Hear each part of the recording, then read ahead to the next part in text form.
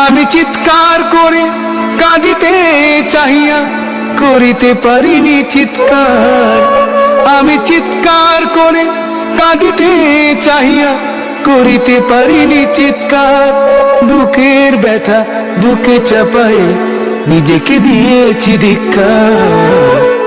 কতটুকু অশ্রু গড়ালি হৃদয় জলে সিক্ত, কত প্রদীপ শিখা জ্বালালে জীবন আলোয় উদ্দীপ্ত, কত ব্যথা বুকে চাপালে।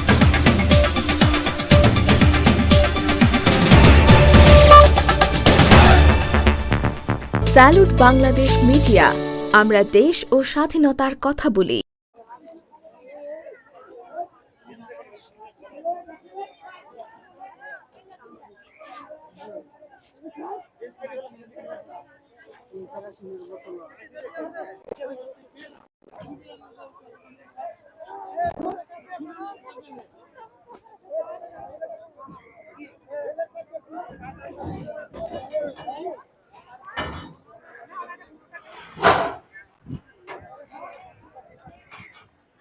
আমি চিৎকার করে কাঁদিতে চাহিয়া করিতে পারিনি চিৎকার। আমি চিৎকার করে কাঁদিতে চাহিয়া করিতে পারিনি চিৎকার। বুকের ব্যথা বুকে চাপায়ে নিজেকে দিয়েছি ধিক্কার। কতটুকু অশ্রু গড়ালি হৃদয় জলে সিক্ত, কত প্রদীপ শিখা জ্বালালে জীবন আলোয় উদ্দীপ্ত, কত ব্যথা বুকে চাপালে তাকে বলি আমি ধৈর্য। নির্মমতা কত দূর হলে জাতি হবে নির্লজ্জ।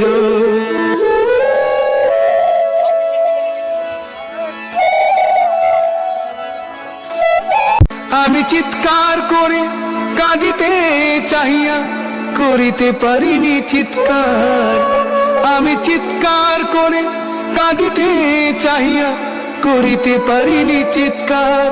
বুকের ব্যথা বুকে চাপায়ে নিজেকে দিয়েছি ধিক্কার।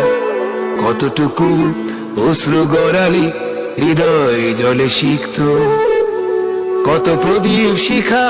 কি হয় ছেলে আমার জন্মের না, আরেকজনের। আপনার বাসা কোন জায়গায়? বাসা বেলি রোড, মুক্তারে ভাই। আপনি এখন বর্তমানে থাকেন কোন জায়গায়? বর্তমানে থাকি মেহেন্দি বেলি রোডে। এই যে মারা গেছি একদিন 8টার টাইম গে কি ওই কি হয়েছে না কয় কি তোমাকে 26 আকাম করে গেছে। কি আকাম করে গেছে? কই যাই বেটার 1500 টাকা লেগে গেছে। 1500 টাকা লেগে গেল গা নিচে বালি তোমার জায়গা দিছো এই কথা কই ঘন্টা বুঝি। পরে আবার বাইতে বই চিন্তা করি আমাকে পোলাটা পাইলে মারবো।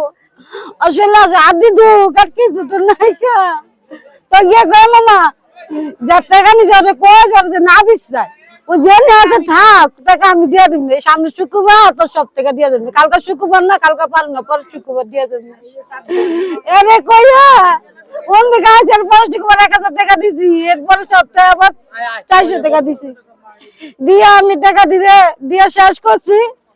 এরপরে ওই যে বাঙ্গারালা আছে না বিক্রমপুরা, ওই হন্ডা বাস যাইতাছে ওই গাড্ডা বল বহা পরে গাড্ডা যাইতাছে। আমি কই কি গো বিক্রমপুরা? আমি আবার এটা কইছি বড় মুখ কোন চায়া থেকে কারে 26 রে কালকে আমি 26 ধরতাছি। 26 মে এত কষ্ট করে 26 এই কথা কই এনু কইতে গেছে। তাই আমার ভালো মনে কিছু করে তা তো মনে করলাম যে তাহলে বেটাই গাটা আছে, তাহলে পোলা দূরে যায় নাই, তাহলে আমার বিক্রা তাহলে আমার চরের মধ্যে আছে।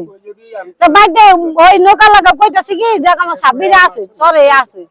আপনাকে টেনশন করেন না, পোলা আমার বুকে আছে। তদন্ত করতে হইব না, ওর শুলে ডাকাত তো থাকতে পারে। আচ্ছা ভাই, আপনারা এখানে উপস্থিত যারা আছেন একটু বলেন তো দেখি আজকে কতদিন যাবত আমাদের রাস্তাটা যে সম্পূর্ণ ময়লা দিয়ে ব্লক করে রাখি, কতদিন যাবত আপনারা দেখতেছেন? বহুদিন ধরে এখানে অনেক ঝগড়া হয়, মারামারি হয়, এখানে গ্যাঞ্জাম হয়, কালকে অনেক কিছু হয়েছে। এখানে রাস্তা সব জাম লেগে গেছে, এখান থেকে মানুষ চলাফেরা করতে পারে না।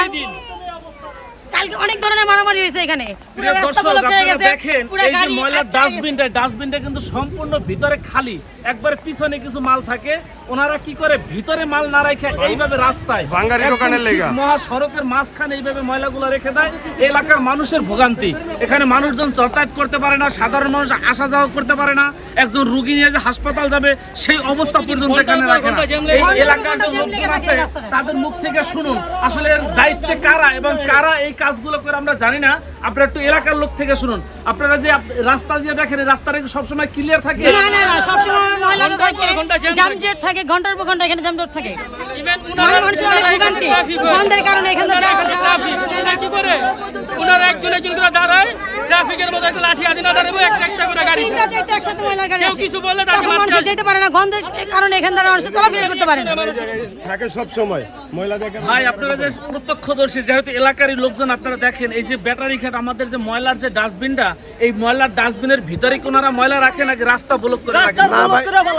আমি বলি হেরা হইলো ময়লা এলো রাখ বইলো ময়লা ডাস্টবিনের ভিতরে, হেরা হলো ময়লা রাস্তা রেখা ময়লা বাস আমাদের রাস্তা আটকে এলাই জ্যাম করে মানুষের চলতে ফিরতে সমস্যা হয়, কষ্ট হয়। ময়লা রাস্তা বলুক, পুরো রাস্তায় বলুক, প্রত্যেকটা মানুষের হয়রানি পেরেশানি প্রত্যেকটা দিন, বাসাতে বেরোতে পারি না ময়লা লিগা। এই ময়লা রাস্তার ভিতরে আলাদা, কালকে কি করছে, কালকে এই রাস্তা পুরো ময়লা আলাদা পুরো ব্লক করে দিয়েছে কাকা সাক্ষী। যদি ওরা কই যে ময়লাটা দিকে আলো ওরা ওই বেল চাইতাম বাড়ি দিতে, বেল চাই সিঁড়ি করে পাওয়ার দেয়, তো সিঁড়ি করে নগরে এত পাওয়ার কি কারণে দিছে?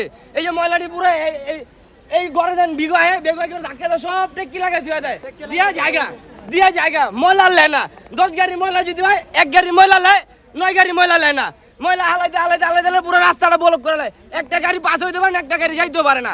আগরে কিছু কইতে গেলে যে তোরা একটু চাপা আলা কিবা তোরা ফিক্কা ময়লা ভিততে আলা, ওরা কি করে আলতু ফালতু কথা কয়, মারতে হয়, বেলচা দেয়, বাড়ি দিতে হয়, এইটুকুনি। আপনার পেটে হাটে 6 টাকার খাওয়ান, আপনি যদি 1 টাকার খাওয়ান নেন, 5 টাকার খাওয়ান যদি ভিতরে ফেলা রেখে যান, এটা তো হয় না ভাই, কখনো হয় না, কোন জায়গায় হয় না। এটা কি অন্যায় করছে ঢাকার আজকের যে দুর্ঘটনাটা ঘটলো আমরা যতটুকু দেখতে পারলাম, কি পরিমাণ ময়লা এই যে আমাদের লোকের যে লাশটা যে পাইছি, তা আমাদের কাছে কষ্ট লাগেনি? অবশ্যই ময়লাটা নেয় না কিসের জন্য ভাই? এটা একটা অনুরোধ ভাই, এর বাইরে কতটুকু ময়লা আছে? এই ময়লাটা মিনিমাম 7 থেকে 8 ফুট হবে। এক সপ্তাহ ধরে আজকে এই ময়লা নেয় নাই। রাস্তায় ময়লাটা